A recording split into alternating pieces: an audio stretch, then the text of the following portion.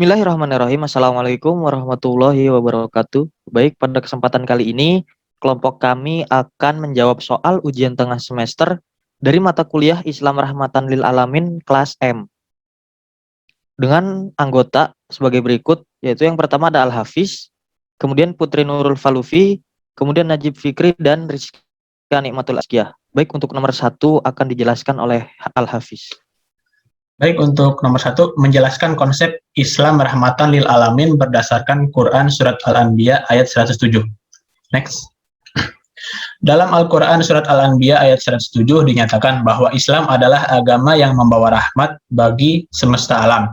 Dari ayat tersebut disimpulkan bahwa Nabi Muhammad SAW merupakan rahmat bagi seluruh umat manusia, baik yang beriman kepadanya maupun yang tidak beriman, dan bahwasannya Nabi Muhammad SAW itu diutus sebagai rahmat bagi seluruh alam semesta.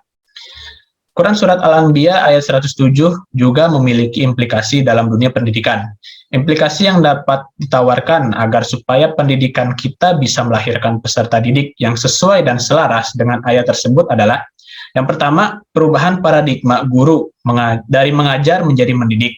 Yang kedua, pendidikan Islam itu humanis dan anti kekerasan. Dan yang ketiga, mendidik sikap inklusif. Next.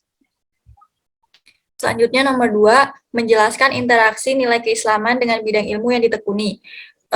Rasulullah SAW bersabda bahwa setiap penyakit pasti ada obatnya. Hal ini memicu para ilmuwan muslim untuk memanifestasikan dari sabda Rasulullah SAW, perkembangan ilmu botani dan kimia telah mendorong umat muslim untuk mengembangkan farmasi. Selain itu, dokter dan ahli farmasi muslim lainnya, Abu Al-Qasim Al-Zahrawi, juga tercatat sebagai saintis perintis dalam bidang distilasi dan sublimasi. Saintis muslim lainnya yang turut menopang tumbuhnya apotek di era Islam yaitu Al-Biruni. Al-Biruni telah menulis buku farmakologi yang sangat berharga bertajuk yaitu Kitab Al-Saidalah.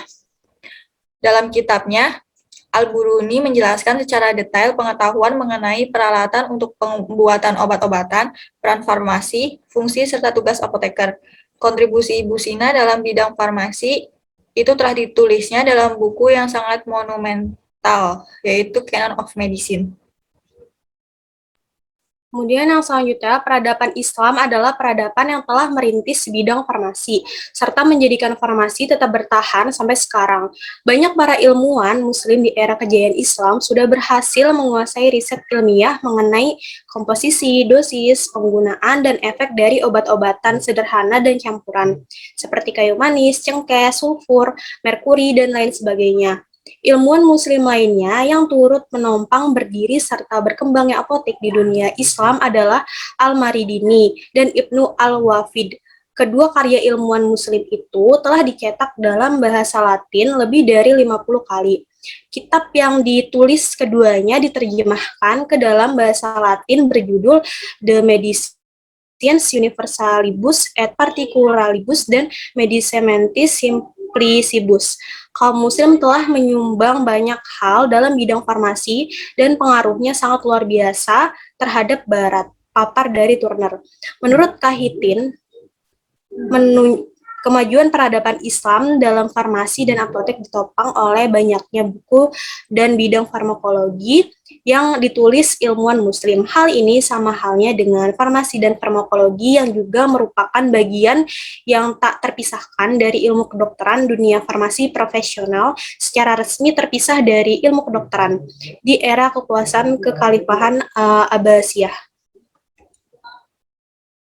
Kemudian soal yang nomor 3 yaitu menunjukkan pemikiran produk dan atau unjuk kerja yang merupakan perwujudan hasil integrasi nilai keislaman pada bidang ilmuwan yang ditekuni.